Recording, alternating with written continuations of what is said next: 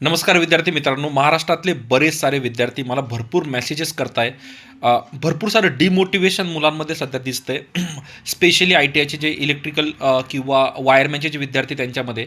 आणि कारण खूप ऑब्व्हियस आहे, सर आता व्हॅकन्सी येणार नाही, म्हणजे आमचा आय-टी-आय करून फायदा नाही, आहे ना? किंवा भरपूर जणांचा मेसेज आला, सर एखाद्या मार्काने माझं सिलेक्शन गेलं, मग आता ते सिलेक्शन जे गेलं ती व्हॅकन्सी कधी येईल माहीत नाही.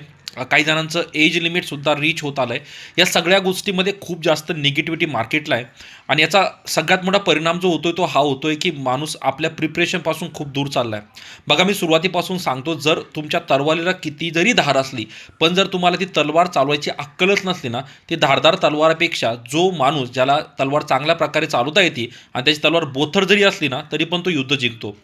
म्हणून जी तलवारीची धार आहे त्याला समजतो मी तुमचं डेली रिव्हिजन. जितक्याही नोट्स तुम्ही बनवल्या ना, प्लीज प्लीज प्लीज रिवाईज करत राहा. विश्वास ठेवा, तुमची आजची केलेली स्टडी म्हणजे आजची केलेली पुण्याई तुम्हाला उद्या नक्की म्हणजे नक्की कामाला येईल. वॅकन्सी कोणती ना कोणती तर नक्की पडणार, कारण तुमचं जर कुठेतरी ग्रॅज्युएशन झालं आहे किंवा डिप्लोमा झाला आहे किंवा आय-टी-आय झालं, काही झालं आहे, वॅकन्सी तर दरवर्षी येते.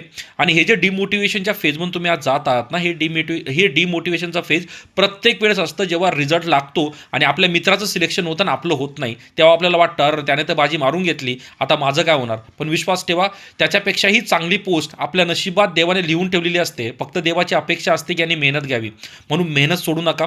जितक्याही नोट्स बनवल्या तितक्या रिवाईज करा. त्या नोट्सला परत शॉर्ट नोट्समध्ये कन्वर्ट करा आणि आपलं प्रिपरेशन एकदम जोरदार चालू ठेवा. प्रिपरेशन असं करा की उद्याच माझी एक्झाम आहे, इतका तुमचा जोश असला पाहिजे. दररोज 1 ते 2 तास रिवाईज करत राहा.